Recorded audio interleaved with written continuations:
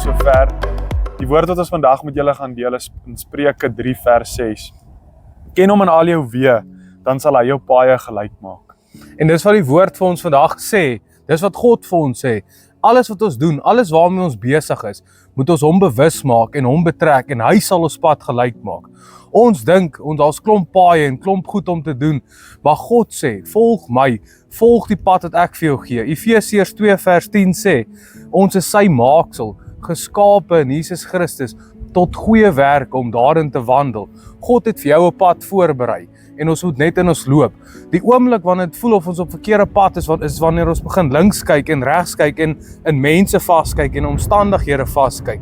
Maar as ons ons oë op God gefokus hou, wys hy ons die pad en hy wys ons wat om te doen en hy wys ons hoe om 'n lewe te leef en die nou pad te stap vir God.